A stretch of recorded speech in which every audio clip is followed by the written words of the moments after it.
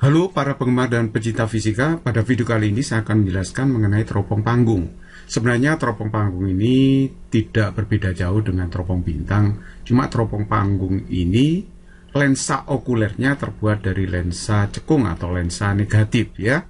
Nah, kalau teropong bintang kan objektif maupun okuler sama-sama lensa positif. Jadi ini okulernya menggunakan lensa negatif.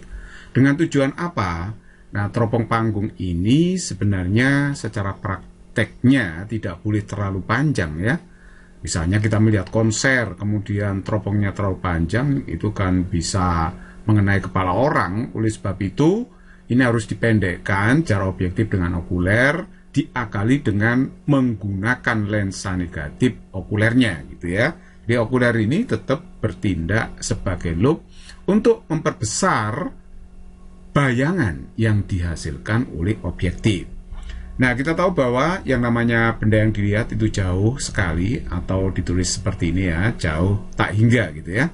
Nah, kalau benda itu di jauh tak hingga, maka bayangannya akan jatuh di fokusnya objektif. Tapi bayangan yang dihasilkan objektif ini jatuh di belakang lensa okuler ini. Nah, jadi kalau di belakang lensa okuler, nanti jarak benda ke okuler, jarak benda ke okuler ini nanti menjadi negatif. Artinya bahwa benda ini menjadi benda negatif karena jatuhnya di belakang okuler, bukan di depannya okuler gitu kan ya. Nah, lihatlah di sini bahwa jarak bayangan yang dihasilkan oleh objektif terhadap lensa objektifnya itu sama dengan FOB. Karena SOB-nya itu sama dengan tak hingga, berarti SOB aksen itu sama dengan FOB. Nah, terus kemudian ini mata maksudnya ya, dia melihat bayangan akhir, ini bayangan akhirnya gitu ya. Nah, lebih besar daripada bayangan yang dihasilkan oleh objektif dan sifatnya adalah tegak ya. Jadi kalau begitu secara lengkap, sifat bayangan yang dibentuk teropong panggung itu adalah maya tegak diperbesar. Ya jangan sampai terbalik ya bayangannya, misalnya kita melihat konser rock dari jauh, panggungnya jauh, kemudian yang main itu terbalik semua, kita ya stres. Jadi harus tegak bayangan akhirnya. Tidak seperti teropong bintang. Kalau teropong bintang, bayangan terbalik tidak masalah, karena yang kita lihat kan bundaran-bundaran misalnya planet, bintang, itu kan tidak ada ujung pangkalnya. Oke, nah sekarang perhatikan di sini kenapa kalau SOB tak hingga itu SOB aksennya itu sama dengan FOB ya. Kita masukkannya aja di sini. SOB-nya itu kan tak hingga. Kalau seperti tak hingga 0, sehingga SOB aksennya sama dengan FOB gitu ya. Oke, nah terus kemudian kalau mencari jarak bayangan akhir ke lensa okuler ya pakai rumus ini ya kan. Pakai rumus lensa tipis seperti teropong bintang sebelumnya yang kita bahas ya. Oke, jadi ini FOK-nya hati-hati, negatif ini ya, tandanya negatif. Jadi kalau Anda misalkan lupa beri tanda negatif dalam perhitungan ya salah nanti perhitungannya. Jadi hati-hati, jarak fokus lensa okuler ini adalah negatif, tandanya karena dia merupakan lensa negatif atau lensa cekung. Perbesaran anguler yang diperoleh untuk teropong panggung ini adalah ini ya rumusnya, M sama dengan harga mutlak FOB dibagi dengan SOK. Ini saya terapkan harga mutlak karena nanti SOK-nya itu bisa negatif. Sedangkan perbesaran itu kita anggap selalu positif ya. Jadi misalnya diperbesar 5 kali, 3 kali gitu kan positif. Nah, panjang tabungnya itu dirumuskan seperti teropong bintang, sama dengan FOB plus SOK. Tapi SOK-nya itu bisa negatif gitu ya. Nah, cara melihat bayangan kalau kita pakai teropong panggung itu ada 3 cara. Yang pertama adalah melihat bayangan dengan tanpa akomodasi, berarti SOK aksen sama dengan min PR. PR itu adalah titik jauh ya, titik jauh dari mata. Oke, kalau mata normal PR-nya diisi tak hingga. Nah, kalau saya masukkan rumus ini SOK aksennya min tak hingga, seper min tak hingga itu 0, ini 0, berarti SOK-nya sama dengan FOK gitu ya. Perbesaran anguler dari teropong ini adalah FOB dibagi dengan SOK, SOK-nya diganti FOK, sehingga perbesarannya menjadi ini, M sama dengan harga mutlak FOB per FOK. Sedangkan panjang tabung teropongnya adalah FOB ditambah dengan FOK. Karena ingat tadi kan ditambah SOK, SOK-nya diganti FOK. Dan jangan lupa bahwa FOK itu selalu negatif nanti. Cara kedua melihat bayangan yaitu dengan akomodasi maksimum.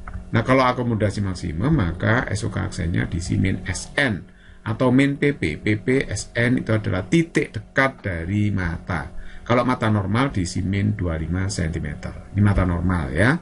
Nah, Anda bisa mencari SOK-nya karena nanti dalam soal jarak fokus okuler diketahui. Jadi SOK-nya bisa dihitung, sehingga kalau sudah ketemu, masukkan ke rumus ini untuk mencari perbesarannya. M sama dengan FOP per SOK harga mutlak.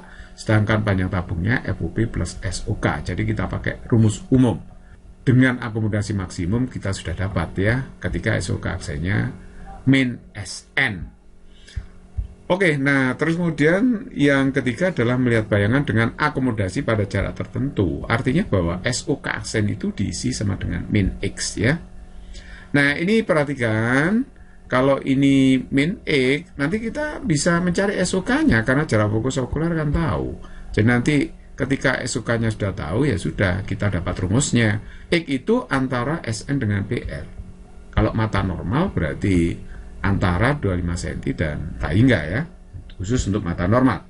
Nah, perbesaran angulernya yang kita peroleh adalah pakai rumus umum, FOP dibagi SOK harga mutlak. Nah, SOK-nya masukkan ke sini ya. Oke, terus kemudian untuk mencari panjang tabungnya ya berarti FOP ditambah dengan SOK gitu. Oke, untuk lebih jelasnya saya berikan contoh soal nomor 1. Teropong panggung memiliki jarak fokus lensa objektif dan okuler masing-masing 80 cm dan 8 cm. Teropong tersebut digunakan untuk melihat perbukitan yang sangat jauh oleh orang yang bermata normal dengan akomodasi minimum. Berapakah panjang teropong dan perbesaran yang diperoleh? Ini ada kata-kata akomodasi minimum, itu sama artinya melihat dengan rileks atau tanpa akomodasi. Nah, oke, sekarang kita tahu dalam soal jarak fokus objektif adalah 80 cm, jarak fokus okuler 8 cm, tapi hati-hati ini tandanya min ya. Nah oke, panjang teropong itu adalah FOB ditambah FOK, jadi ini kita masukkan aja FOB-nya 80, jarak fokus okuler min 8, sehingga hasilnya adalah 72 cm. Nah inilah panjang dari teropong panggung, 72 cm. Nah, perbesarannya bisa kita hitung dengan rumus ini ya. Perbesaran angulernya sama dengan harga mutlak FOB dibagi dengan FOK. Kita masukkan aja FOB 80, FOK-nya adalah min 8. Nah, ini hasilnya adalah 10 kali. Jadi kalau begitu jawaban yang tepat adalah B. Kita lanjut nomor 2, sebuah teropong panggung memiliki panjang fokus objektif 60 cm. Jika mata melihat bayangan dengan rileks akan memperoleh perbesaran 4 kali. Maka panjang teropong adalah berapa? Kita jawab. Ini yang diketahui dalam soal, jarak fokus objektif 60 cm, perbesarannya adalah 4 kali, D-nya yang tanyakan berapa. Ini melihat dengan rileks, berarti tanpa akomodasi ya. Perbesarannya adalah harga mutlak FOB dibagi dengan FOK. Nah, M-nya itu adalah 4, kita masukkan. Harga mutlak 60 per FOK. Berarti kalau begitu FOK-nya kita isi min 15. Perhatikan di sini ya, jarak fokus lensa negatif itu ya negatif. Jadi jangan lupa memberi tanda negatif di sini. Ini kalau 60 dibagi min 15 kan tetap hasilnya 4 karena ini harga mutlak ya. Oke, nah sekarang kalau panjang tabungnya kita hitung dengan rumus ini, D sama dengan FOB plus FOK. FOB 60, sedangkan FOK-nya adalah min 15. Jadi hasilnya adalah 45 cm. Itulah panjang tabung per teropong panggung ini. Jadi jawabannya adalah A. Nomor 3, sebuah teropong Galileo dipakai untuk melihat konser musik rock yang panggungnya sangat jauh dari pengamat. Jarak lensa objektif dan okuler 60 cm dan menghasilkan perbesaran 5 kali untuk mata pengamat yang melihat bayangan tanpa akomodasi. Berapakah jarak fokus lensa okuler? Perhatikan ini teropong panggung disebut juga teropong Galileo ya. Karena pertama kali yang ciptakan adalah Galileo. Bisa juga disebut teropong Belanda ya. Baiklah kita jawab. Nah, diketahui dalam soal panjang tabung teropong adalah 60 cm, perbesaran yang diperoleh 5 kali. Pengamat melihat bayangan tanpa akomodasi ya ini ya. Yang ditanyakan adalah jarak fokus okulernya. Nah, kita misalkan aja jarak fokus okuler adalah min N.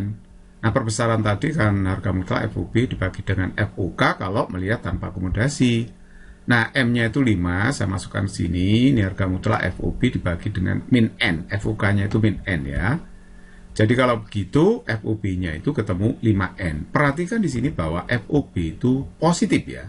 Lensa positif, jadi fokusnya ini positif.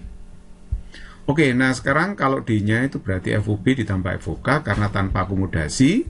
Nah, terus kemudian D-nya diisi 60 karena diketahui dalam soal 60. Nah, ini sama dengan FOB-nya 5N ditambah dengan FOK.